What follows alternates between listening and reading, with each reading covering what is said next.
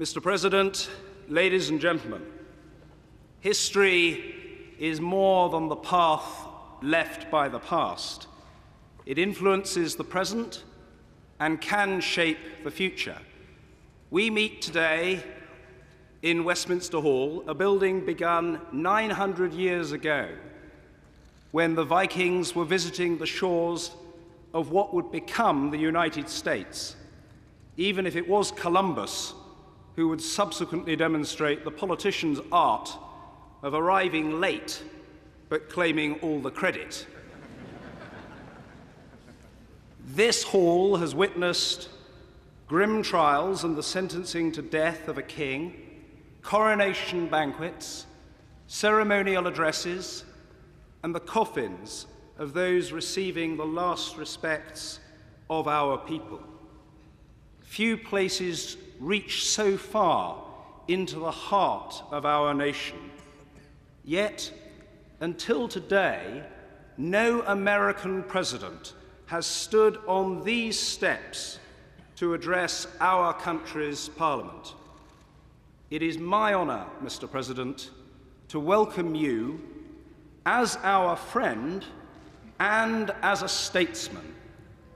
Statesmanship is the cement which seals our shared idealism as nations. It makes meaningful the unity of ambition, passion for freedom, and abhorrence of injustice that is the core of our close alliance. It has fallen to you to tackle economic turbulence at home, to protect the health of those without wealth, and to seek that precious balance between security, which is too often threatened, and human rights, which are too often denied. History is not the burden of any one man or woman alone, but some are called to meet a special share of its challenges. It is a duty that you discharge with a dignity, determination, and distinction that are widely admired.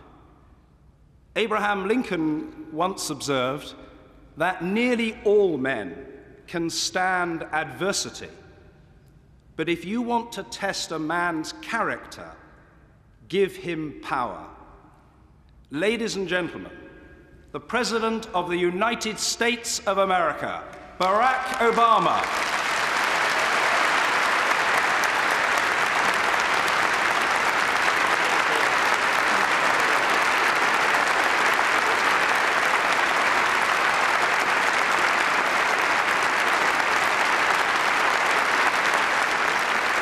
Thank you.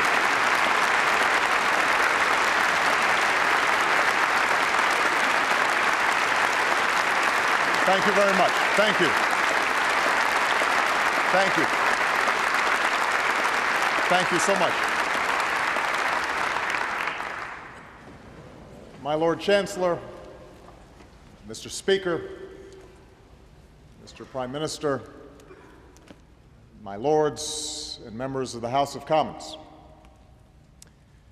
I have known few greater honors than the opportunity to address the Mother of Parliaments at Westminster Hall. I am told that the last three speakers here have been the Pope, Her Majesty the Queen, and Nelson Mandela, which is either a very high bar or the beginning of a very funny joke.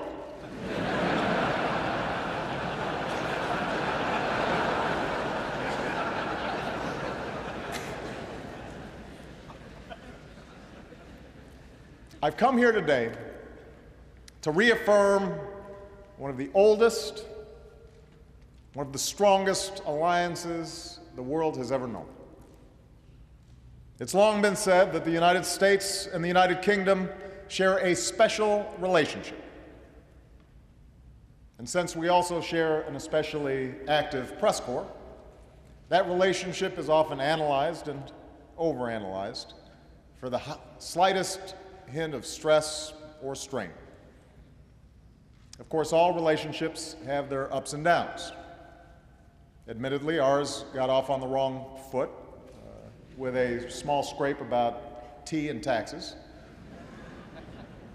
There may also have been some hurt feelings when the White House was set on fire during the War of 1812.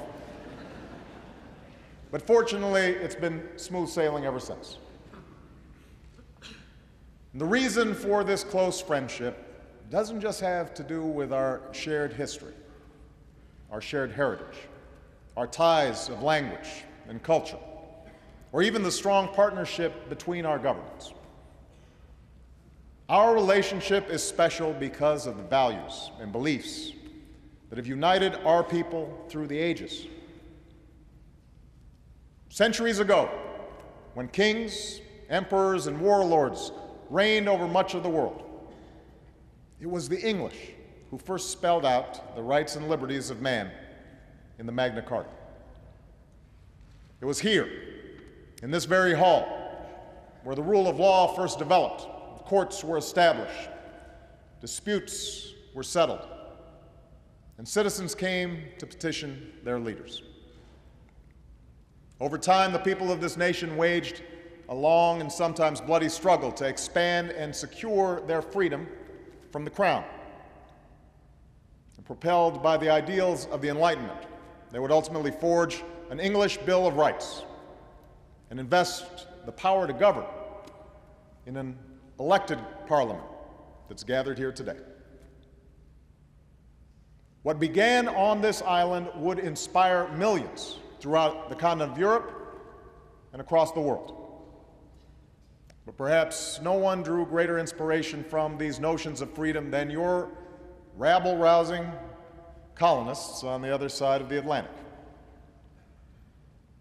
As Winston Churchill said, the Magna Carta, the Bill of Rights, habeas corpus, trial by jury, and English common law find their most famous expression in the American Declaration of Independence. For both of our nations, living up to the ideals enshrined in these founding documents has sometimes been difficult, has always been a work in progress. The path has never been perfect. But through the struggles of slaves and immigrants, women and ethnic minorities, former colonies and persecuted religions, we have learned better than most that the longing for freedom and human dignity is not English or American or Western. It is universal, and it beats in every heart. Perhaps that's why there are few nations that stand firmer, speak louder, and fight harder to defend democratic values around the world than the United States and the United Kingdom. We are the allies who landed at Omaha and Gold, who sacrificed side by side to free a continent from the march of tyranny and help prosperity flourish from the ruins of war. And with the founding of NATO, a British idea, we joined a transatlantic alliance that has ensured our security for over half a century. Together with our allies, we forged a lasting peace from a Cold War. When the Iron Curtain lifted, we expanded our alliance to include the nations of Central and Eastern Europe and built new bridges to Russia and the former states of the Soviet Union. And when there was strife in the Balkans, we worked together to keep the peace. Today, after a difficult decade that began with war and ended in recession, our nations have arrived at a pivotal moment once more. A global economy that once stood on the brink of depression is now stable and recovering. After years of conflict, the United States has removed 100,000 troops from Iraq, the United Kingdom has removed its forces, and our combat mission there has ended. In Afghanistan, we've broken the Taliban's momentum and will soon begin a transition to Afghan lead. And nearly 10 years after 9/11, we have disrupted terrorist networks and dealt al-Qaeda a huge blow by killing its leader, Osama bin Laden. Together, we have met great challenges. But as we enter this new chapter in our shared history, profound challenges stretch out before us. In a world where the prosperity of all nations is now inextricably linked, a new era of cooperation is required to ensure the growth and stability of the global economy. As new threats spread across borders and oceans, we must dismantle terrorist networks and stop the spread of nuclear weapons, confront climate change, and combat famine and disease. And as a revolution races through the streets of the Middle East and North Africa, the entire world has a stake in the aspirations of a generation that longs to determine its own destiny. These challenges come at a time when the international order has already been reshaped for a new century. Countries like China, India, and Brazil are growing by leaps and bounds. We should welcome this development, for it has lifted hundreds of millions from poverty around the globe and created new markets and opportunities for our own nations. And yet, as this rapid change has taken place, it's become fashionable in some quarters to question whether the rise of these nations will accompany the decline of American and European influence around the world. Perhaps, the argument goes, these nations represent the future, and the time for our leadership has passed. That argument is wrong. The time for our leadership is now. It was the United States and the United Kingdom and our democratic allies that shaped a world in which new nations could emerge and individuals could thrive. And even as more nations take on the responsibilities of global leadership, our alliance will remain indispensable to the goal of a century that is more peaceful, more prosperous, and more just. At a time when threats and challenges require nations to work in concert with one another, we remain the greatest catalysts for global action. In an era defined by the rapid flow of commerce and information, it is our free market tradition, our openness, fortified by our commitment to basic security for our citizens, that offers the best chance of prosperity that is both strong and shared. As millions are still denied their basic human rights because of who they are or what they believe or the kind of government that they live under, we are the nations most willing to stand up for the values of tolerance and self-determination that lead to peace and dignity. Now, this doesn't mean we can afford to stand still. The nature of our leadership will need to change with the times. As I said the first time I came to London as president for the G20 summit, the days are gone when Roosevelt and Churchill could sit in a room and solve the world's problems over a glass of brandy. Although I'm sure that Prime Minister Cameron would agree that some days we could both use a stiff drink. In this century, our joint leadership will require building new partnerships, adapting to new circumstances, and remaking ourselves to meet the demands of a new era. That begins with our economic leadership. Adam Smith's central insight remains true today. There is no greater generator of wealth and innovation than a system of free enterprise that unleashes the full potential of individual men and women. That's what led to the Industrial Revolution that began in the factories of Manchester. That is what led to the dawn of the information age that arose from the office parks of Silicon Valley. That's why countries like China, India, and Brazil are growing so rapidly, because in fits and starts, they are moving toward market-based principles that the United States and the United Kingdom have always embraced. In other words, we live in a global economy that is largely of our own making. And today, the competition for the best jobs and industries favors countries that are free-thinking and forward-looking, countries with the most creative and innovative and entrepreneurial citizens. That gives nations like the United States and the United Kingdom an inherent advantage. For from Newton and Darwin to Edison and Einstein, from Alan Turing to Steve Jobs, we have led the world in our commitment to science and cutting-edge research, the discovery of new medicines and technologies. We educate our citizens and train our workers in the best colleges and universities on earth. But to maintain this advantage in a world that's more competitive than ever, we will have to redouble our investments in science and engineering and renew our national commitments to educating our workforces. We've also been reminded in the last few years that markets can sometimes fail. In the last century, both our nations put in place regulatory frameworks to deal with such market failures. Safeguards to protect the banking system after the Great Depression, for example.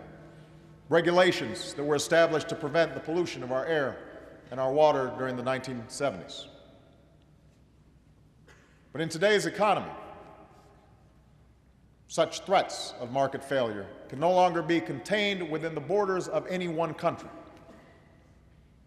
Market failures can go global and go viral and demand international responses. A financial crisis that began on Wall Street infected nearly every continent, which is why we must keep working through forums like the G20 to put in place global rules of the road to prevent future excesses and abuse. No country can hide from the dangers of carbon pollution, which is why we must build on what was achieved at Copenhagen and Cancun to leave our children a planet that is safer and cleaner. Moreover, even when the free market works as it should, both our countries recognize that no matter how responsibly we live in our lives, hard times or bad luck, a crippling illness or a layoff may strike any one of us. And so part of our common tradition has expressed itself in a conviction that every citizen deserves a basic measure of security. Health care if you get sick, unemployment insurance if you lose your job, a dignified retirement after a lifetime of hard work. That commitment to our citizens has also been the reason for our leadership in the world. And now, having come through a terrible recession, our challenge is to meet these obligations while ensuring that we're not consuming and hence consumed with a level of debt that could sap the strength and vitality of our economies.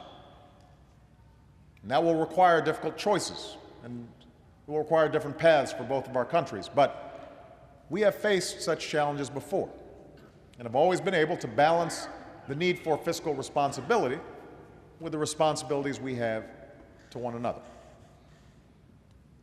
And I believe we can do this again. As we do, the successes and failures of our own past can serve as an example for emerging economies. That it's possible to grow without polluting. That lasting prosperity comes not from what a nation consumes, but from what it produces and from the investments it makes in its people and its infrastructure. Now, just as we must lead on behalf of the prosperity of our citizens, so we must safeguard their security. Our two nations know what it is to confront evil in the world. Hitler's armies would not have stopped their killing had we not fought them on the beaches and on the landing grounds, in the fields and on the streets. We must never forget that there was nothing inevitable about our victory in that terrible war. It was won through the courage and character of our people. Precisely because we are willing to bear its burden, we know well the cost of war. And that is why we built an alliance that was strong enough to defend this continent while deterring our enemies. At its core, NATO is rooted in the simple concept of Article 5, that no NATO nation will have to fend on its own, that allies will stand by one another, always. And for 6 decades, NATO has been the most successful alliance in human history. Today, we confront a different enemy. Terrorists have taken the lives of our citizens in New York and in London. And while al-Qaeda seeks a religious war with the West, we must remember that they have killed thousands of Muslims, men, women, and children around the globe. Our nations are not and will never be at war with Islam. Our fight is focused on defeating al-Qaeda and its extremist allies. In that effort, we will not relent, as Osama bin Laden and his followers have learned. And as we fight an enemy that respects no law of war, we will continue to hold ourselves to a higher standard by living up to the values, the rule of law, and due process that we so ardently defend. For almost a decade, Afghanistan has been a central front of these efforts. Throughout those years, you, the British people, have been a stalwart ally, along with so many others who fight by our side. Together, let us pay tribute to all of our men and women who have served and sacrificed over the last several years. For they are part of an unbroken line of heroes who have borne the heaviest burden for the freedoms that we enjoy. Because of them, we have broken the Taliban's momentum. Because of them, we have built the capacity of Afghan security forces. And because of them, we are now preparing to turn a corner in Afghanistan by transitioning to Afghan lead. And during this transition, we will pursue a lasting peace with those who break free of al-Qaeda and respect the Afghan constitution and lay down arms. And we will ensure that Afghanistan is never a safe haven for terror, but is instead a country that is strong, sovereign, and able to stand on its own 2 feet. Indeed, our efforts in this young century have led us to a new concept for NATO that will give us the capabilities needed to meet new threats. Threats like terrorism and piracy, cyber attacks and ballistic missiles. But a revitalized NATO will continue to hew to that original vision of its founders, allowing us to rally collective action for the defense of our people, while building upon the broader belief of Roosevelt and Churchill that all nations have both rights and responsibilities, and all nations share a common interest in an international architecture that maintains the peace. We also share a common interest in stopping the spread of nuclear weapons. Across the globe, nations are locking down nuclear materials so they never fall into the wrong hands because of our leadership. From North Korea to Iran, we've sent a message that those who flaunt their obligations will face consequences, which is why America and the European Union just recently strengthened our sanctions on Iran, in large part because of the leadership of the United Kingdom and the United States. And while we hold others to account, we will meet our own obligations under the Non-Proliferation Treaty and strive for a world without nuclear weapons. We share a common interest in resolving conflicts that prolong human suffering and threaten to tear whole regions asunder. In Sudan, after years of war and thousands of deaths, we call on both North and South to pull back from the brink of violence and choose the path of peace. And in the Middle East, we stand united in our support for a secure Israel and a sovereign Palestine. And we share a common interest in development that advances dignity and security. To succeed, we must cast aside the impulse to look at impoverished parts of the globe as a place for charity. Instead, we should empower the same forces that have allowed our own people to thrive. We should help the hungry to feed themselves, and the doctors who care for the sick. We should support countries that confront corruption and allow their people to innovate. And we should advance the truth that nations prosper when they allow women and girls to reach their full potential. We do these things because we believe not simply in the rights of nations, we believe in the rights of citizens. That is the beacon that guided us through our fight against fascism and our twilight struggle against communism, and today that idea is being put to the test in the Middle East and North Africa. In country after country, people are mobilizing to free themselves from the grip of an iron fist. And while these movements for change are just 6 months old, we have seen them play out before. From Eastern Europe to the Americas, from South Africa to Southeast Asia. History tells us that democracy is not easy. It will be years before these revolutions reach their conclusion, and there will be difficult days along the way. Power rarely gives up without a fight, particularly in places where there are divisions of tribe and divisions of sect. We also know that populism can take dangerous turns, from the extremism of those who would use democracy to deny minority rights, to the nationalism that left so many scars on this continent in the 20th century. But make no mistake, what we saw, what we are seeing in Tehran, in Tunis, in Tahrir Square, is a longing for the same freedoms that we take for granted here at home. It was a rejection of the notion that people in certain parts of the world don't want to be free or need to have democracy imposed upon them. It was a rebuke to the worldview of al-Qaeda, which smothers the rights of individuals and would thereby subject them to perpetual poverty and violence. Let there be no doubt, the United States and United Kingdom stand squarely on the side of those who long to be free. And now we must show that we will back up those words with deeds. That means investing in the future of those nations that transition to democracy, starting with Tunisia and Egypt, by deepening ties of trade and commerce, by helping them demonstrate that freedom brings prosperity.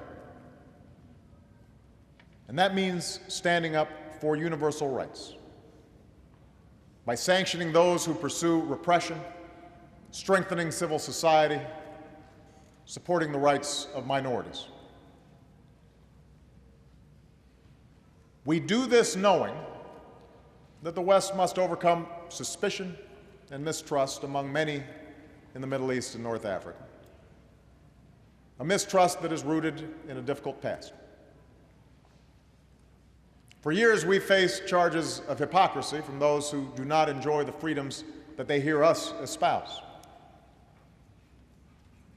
And so to them, we must squarely acknowledge that, yes, we have enduring interests in the region to fight terror, sometimes with partners who may not be perfect, to protect against disruptions of the world's energy supply. But we must also insist that we reject as false the choice between our interests and our ideals, between stability and democracy. For our idealism is rooted in the realities of history, that repression offers only the false promise of stability, that societies are more successful when their citizens are free, and that democracies are the closest allies we have. It is that truth that guides our action in Libya. It would have been easy, at the outset of the crackdown in Libya, to say that none of this was our business. that a nation's sovereignty is more important than the slaughter of civilians within its borders. That argument carries weight with some. But we are different. We embrace a broader responsibility. And while we cannot stop every injustice, there are circumstances that cut through our caution. When a leader is threatening to massacre his people, and the international community is calling for action. That's why we stopped a massacre in Libya. And we will not relent until the people of Libya are protected and the shadow of tyranny is lifted. We will proceed with humility and the knowledge that we cannot dictate every outcome abroad. Ultimately, freedom must be won by the people themselves, not imposed from without. But we can and must stand with those who so struggle, because we have always believed that the future of our children and grandchildren will be better if other people's children and grandchildren are more prosperous and more free. From the beaches of Normandy to the Balkans to Benghazi. That is our interests and our ideals. And if we fail to meet that responsibility, who would take our place? And what kind of world would we pass on? Our action, our leadership, is essential to the cause of human dignity. And so we must act and lead with confidence in our ideals and an abiding faith in the character of our people who sent us all here today. For there is one final quality that I believe makes the United States and the United Kingdom indispensable to this moment in history. And that is how we define ourselves as nations. Unlike most countries in the world, we do not define citizenship based on race or ethnicity. Being American or British is not about belonging to a certain group. It's about believing in a certain set of ideals. The rights of individuals, the rule of law. That is why we hold incredible diversity within our borders. That's why there are people around the world right now who believe that if they come to America, if they come to New York, if they come to London, if they work hard, they can pledge allegiance to our flag and call themselves Americans. If they come to England, they can make a new life for themselves and can sing God Save the Queen just like any other citizen. Yes, our diversity can lead to tension. And throughout our history, there have been heated debates about immigration and assimilation in both of our countries.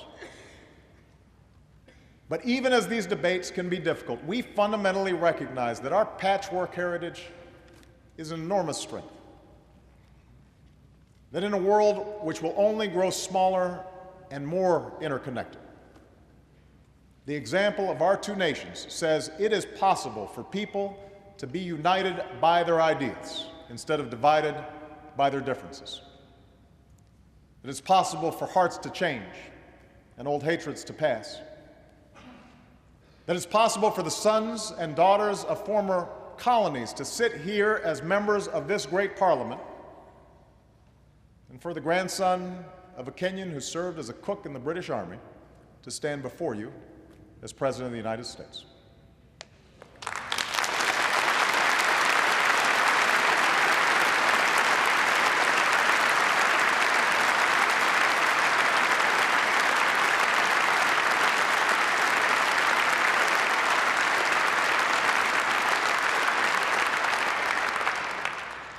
That is what defines us. That is why the young men and women in the streets of Damascus and Cairo still reach for the rights our citizens enjoy, even if they sometimes differ with our policies. As two of the most powerful nations in the history of the world, we must always remember that the true source of our influence hasn't just been the size of our economies, or the reach of our militaries, or the land that we've claimed. It has been the values that we must never waver in defending around the world. The idea that all beings are endowed by our Creator with certain rights that cannot be denied. That is what forged our bond in the fire of war. A bond made manifest by the friendship between two of our greatest leaders. Churchill and Roosevelt had their differences. They were keen observers of each other's blind spots and shortcomings, if not always their own. And they were hard-headed about their ability to remake the world. But what joined the fates of these two men at that particular moment in history was not simply a shared interest in victory on the battlefield. It was a shared belief in the ultimate triumph of human freedom and human dignity. A conviction that we have a say in how this story ends. This conviction lives on in their people today. The challenges we face are great. The work before us is hard. But we have come through a difficult decade, and whenever the tests and trials ahead may seem too big or too many, let us turn to their example and the words that Churchill spoke on the day that Europe was freed.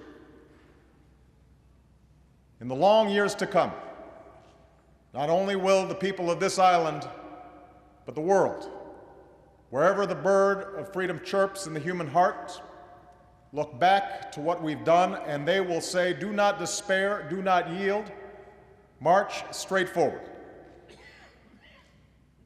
With courage and purpose, with humility and with hope, with faith in the promise of tomorrow, let us march straight forward, together, enduring allies, in the cause of a world that is more peaceful, more prosperous, and more just.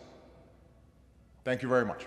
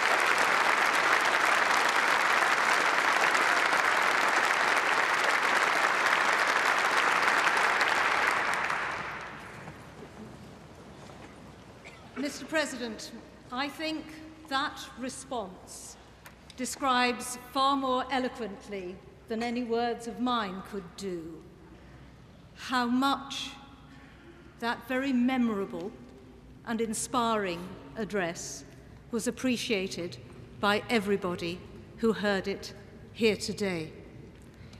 You spoke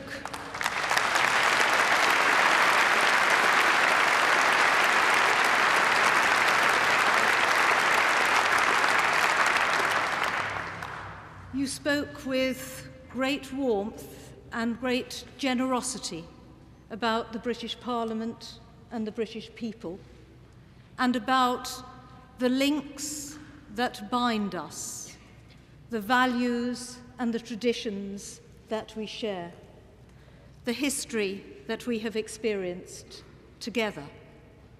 But more than that, you spoke too, not just of the relationships of the past, but the relationships of the future.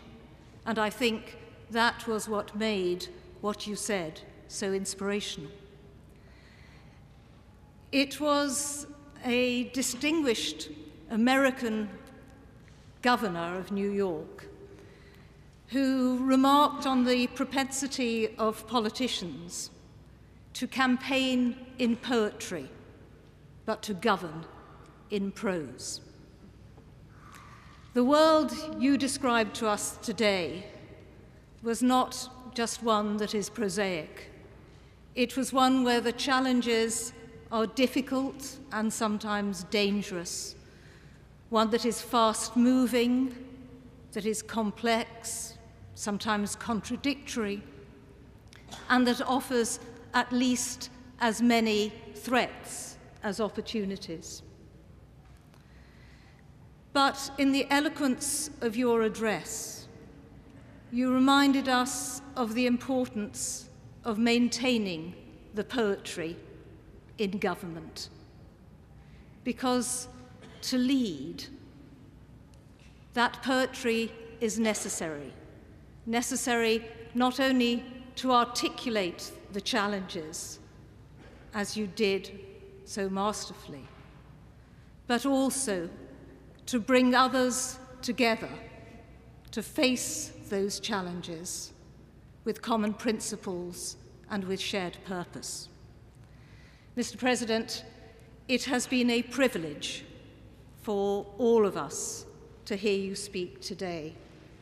It is a privilege for me to have the responsibility of thanking you on behalf of both Houses of Parliament for coming to Westminster, and to wish you and Mrs. Obama a very happy and pleasant rest of your stay in the United Kingdom. Thank you so much.